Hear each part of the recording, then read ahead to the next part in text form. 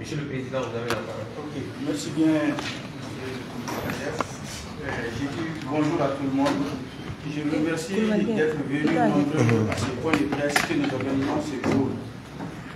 Donc, comme l'a si bien dit Moussa, notre secrétaire à la communication, qui a oublié de se présenter lui-même pour dire qu'il est membre du bureau. Donc, il y a ces derniers temps, il y a eu quelques remous au niveau du judo et qui s'est finalement ponctué par la prise en charge, la prise d'une décision de suspension et de radiation pour certains. Donc, à l'absence du président actuellement à l'extérieur pour un traitement et du premier vice-président qui est actuellement aussi en mission à CAI, je me fais l'honneur et le privilège d'essayer d'éclairer votre lanterne par rapport à la situation que nous vivons.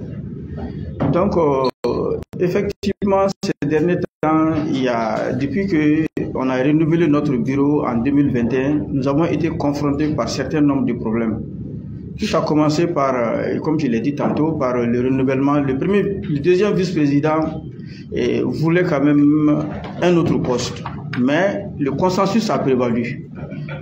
Depuis qu'il n'a pas eu ce poste, nous sommes confrontés à une tentative de déstabilisation du bureau. Il refuse lui-même de participer aux activités. Ensuite, il refuse de faire participer son dojo, qui est le dojo du Kampara, qui est un des dojos phares de notre fédération. Et essaie même de faire comme s'il y avait un bureau parallèle. Il était le président d'un bureau parallèle. Fait ses activités à part, essaye de programmer ses activités le jour même où nous avons nos activités. Et invite même des équipes de l'extérieur, même une équipe nationale. Il avait invité une équipe du Bobo et en même temps l'équipe nationale de Guinée, sans informer le bureau fédéral. Donc, vu toutes ces choses-là, on lui a dit, même il faut rappeler à l'ordre. Mais c'est quelqu'un, il ne veut pas écouter ce qu'on dit.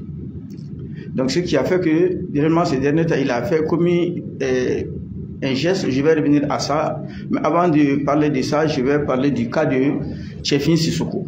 Tchefin Sissoko avait été nommé comme notre entraîneur national.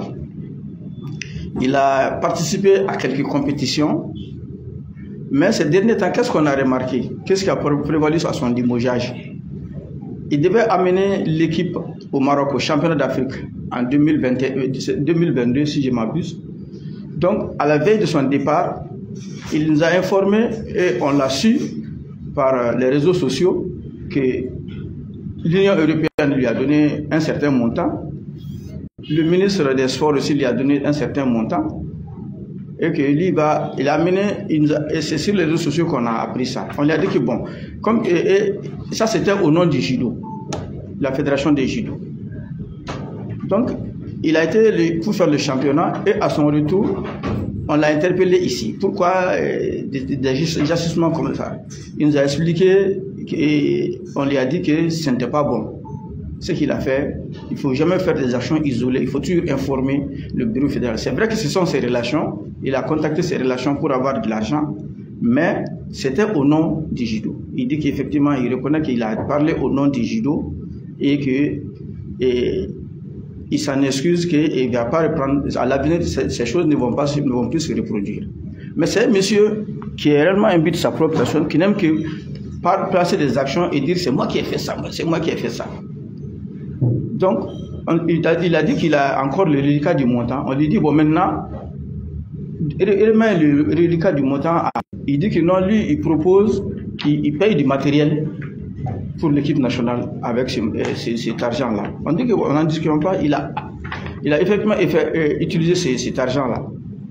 Mais le jour, au lieu de remettre le matériel au responsable de l'équipement, de l'équipe de la fédération, il a préféré amener ses équipements au niveau du stade Omnisport, au pavillon des sports, lors d'une de nos compétitions, pour amener avec des caméras pour dire qu'il va remettre le matériel là à l'équipe nationale.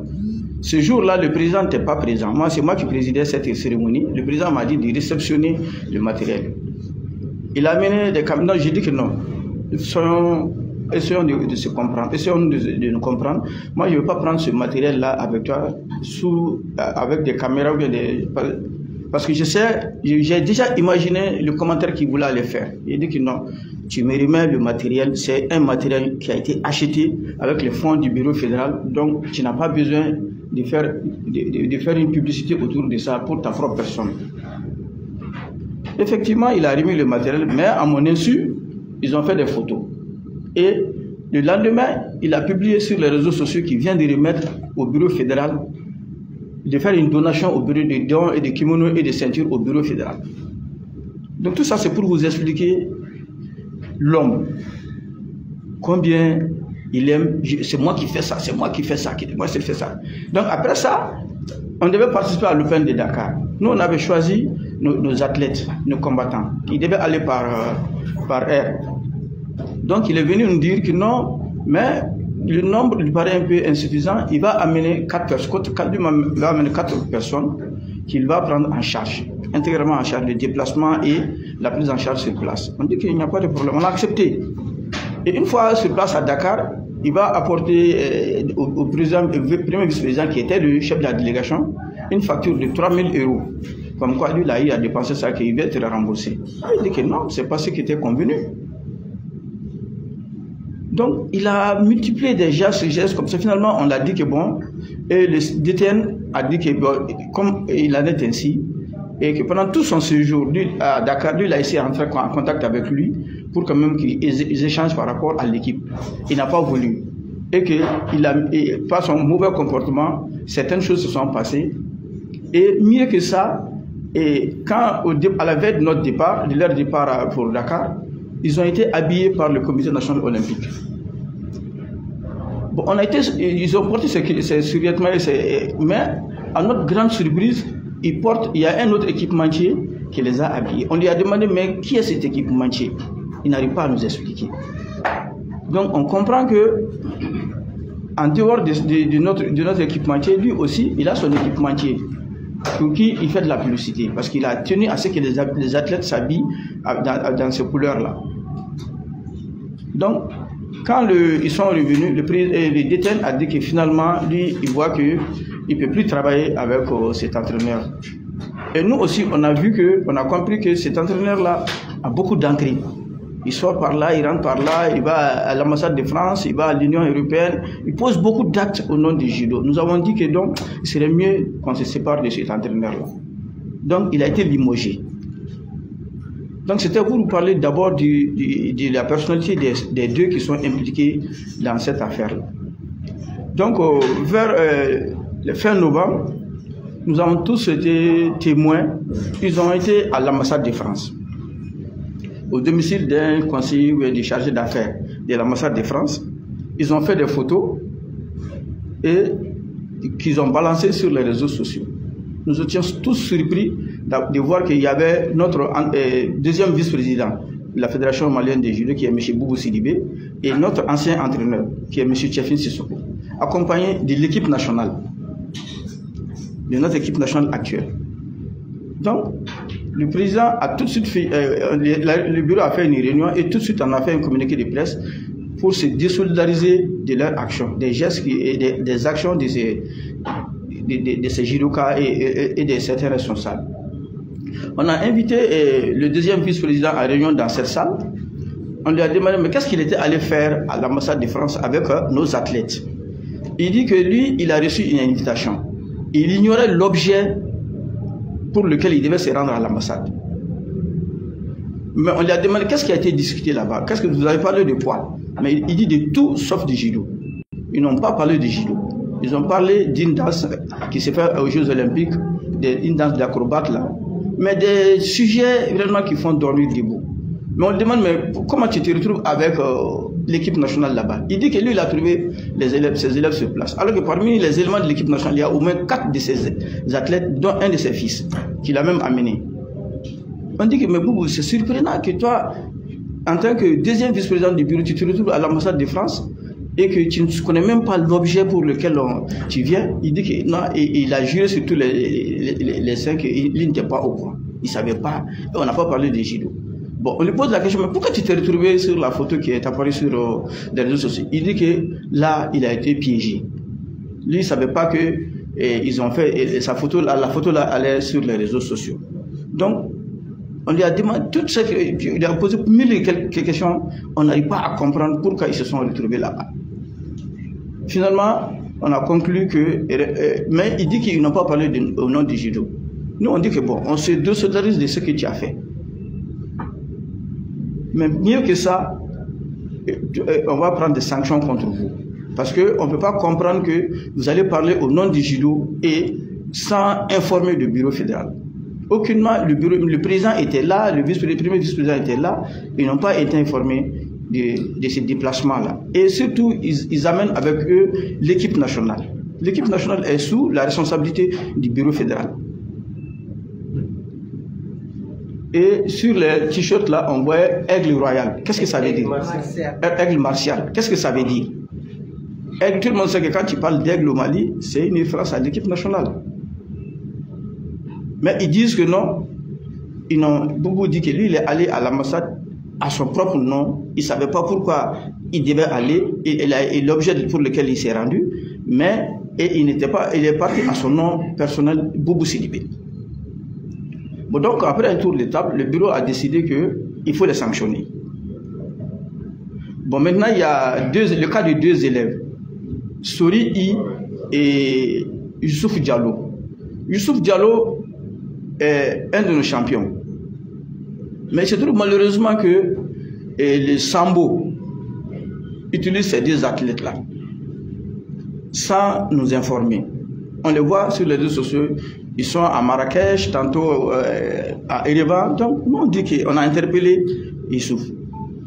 Et finalement, la personne même qui les envoie, la fédération de Sambo, est venue s'expliquer dans cette même salle pour dire qu'ils n'ont pas d'athlètes.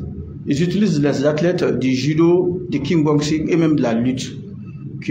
C'est pourquoi ils utilisent souvent Youssouf. Moi, on dit que bon, on n'en disconvient pas.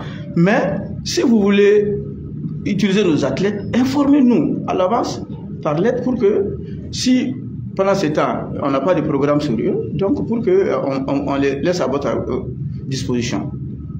Et c'est ça, sur ça on était convenus. La dernière compétition, c'était la Coupe Habib Sissoko même. Le samedi, Boubou, le Youssouf est allé à la salle toute la journée, il n'a pas voulu monter. Alors que il était programmé pour l'Open de Dakar qui était à 2 semaines. Nous, on avait organisé cette compétition, c'était une mise en jambe pour les athlètes. Mais ceux qui d'ailleurs on organise ce championnat et ce tournoi ont refusé de participer. Et le lundi, on le voit, ça c'était le samedi, le lundi, on le voit à l'aéroport, il a fait une photo en partance pour Erevan, en Arménie.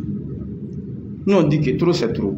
On a essayé d'interpeller la présidente de la fédération, Makou, Madame Si Makoutra. Madame Si Aminata Makoutra. On l'a interpellée et moi j'ai essayé de l'appeler, elle n'a pas répondu. Et le premier vice-président aussi a dit qu'il a tenté de l'appeler, il n'a pas répondu. Et elle n'a pas répondu. Et jusque là, on attend leur lettre pour nous dire qu'on veut utiliser terre à tête. Ils ne l'ont pas fait. Nous on se dit que bon, si c'est comme ça, comme Youssouf il a déjà choisi, il préfère le sambo au judo, ça nous coûte toujours de l'argent. Parce qu'il était inscrit à l'Open de Dakar 2 semaines avant et il ferme leur application. Donc tous ceux qui sont inscrits maintenant, s'ils ne participent pas, donc la fédération doit payer des pénalités. Donc on était obligé de les remplacer. Et son deuxième, cette fois-ci qui n'est pas allé à Erevan, mais qui s'était dit malade lors de la compétition. Mais à la veille de leur départ, il a été reçu sur le plateau de TV Énergie avec le premier vice-président et le DTN. Il s'est dit prêt à partir tout de suite pour l'Open de Dakar. Mais à notre grande surprise, lui aussi, à la dernière minute, il vient nous dire qu'il ne peut pas partir. Je ne peux pas partir, je ne peux pas partir. Pourquoi? On ne sait pas. Donc nous, on a finalement compris au niveau du bureau que ces deux éléments-là sont manipulés par Tchefi et Boubou Sidibé. Parce que pour Tchefi, lui, il a quitté l'équipe, il a été limogé de son poste d'entraîneur. Donc, il ne voulait plus quand même. Il dit qu'à partir de ce moment, il va combattre le bureau. Et c'est comme ça, à partir de là, qu'il a commencé à nous livrer une bataille féroce. Et il désengage nos athlètes des compétitions. Mais vous voulez aller aux Jeux Olympiques. Mais les compétitions pour lesquelles vous devez avoir des points, les Open et les championnats, vous refusez de participer. Parce que vous avez l'appui de quelqu'un qui s'est dit, je vais vous amener en France pour le championnat, et il est en contact avec l'ambassade de France. Nous, par ces temps qui courent, entre cette période de tension entre notre pays et la France, nous avons dit que bon, nous, les actes que vous posez, vous devez nous informer, et nous, à notre tour, on doit informer notre hiérarchie. Vous ne devez pas faire des actions isolées qui nous impliquent, parce que quand l'équipe nationale se rend à l'ambassade de France, accompagnée du deuxième vice-président et de l'entraîneur national, donc on dit que c'est la fédération. Ça, c'est un geste de la fédération, alors que nulle part on a été associé. Nous sommes tous surpris de voir les images sur les réseaux sociaux. Et ils parlent en notre nom. Donc on a dit que donc, si c'est comme ça, on a carrément décidé de limoger Tchéfi. Parce qu'on ne veut pas le sentir autour de nos athlètes, parce que sa présence autour de nos athlètes constitue réellement un danger pour nous. Parce qu'on ne sait pas ce qu'il veut. On ne sait pas ce qu'il veut. Il a été limogé, mais il continue à entretenir des relations avec nos athlètes et invite même, les deux là sont arrivés à nos deux athlètes qui sont dans l'équipe nationale, ils refusent d'aller à l'entraînement de l'équipe nationale, mais ils vont s'entraîner dans une autre salle et ils mettent ces images là sur les réseaux sociaux pour narguer encore mieux. On a dit trop c'est trop. Donc nous, il est arrivé un moment maintenant qu'on va s'assumer et on a pris des sanctions contre eux. Voilà brièvement, en gros, expliquer ce qui s'est passé. Okay. Merci bien. Merci, Monsieur le Président. Juste ajouter que certains vont certainement se poser la question pourquoi les sanctionner parce qu'ils sont partis voir peut-être des responsables de l'ambassade de France. C'est pour dire tout simplement que la personne qu'ils ont rencontrée là-bas n'est pas un sportif. Si c'était une rencontre avec des sportifs, la fédération aurait dû comprendre. Mais c'est une rencontre entre des éléments de la fédération malienne de judo de la France. Donc maintenant, ça relève maintenant des affaires étrangères. Donc c'est ce qui a un peu compliqué la situation. Merci, Monsieur le Président. Maintenant, le ramasser en langue nationale comme on entend pour les confrères. Ok. Salam alaikum.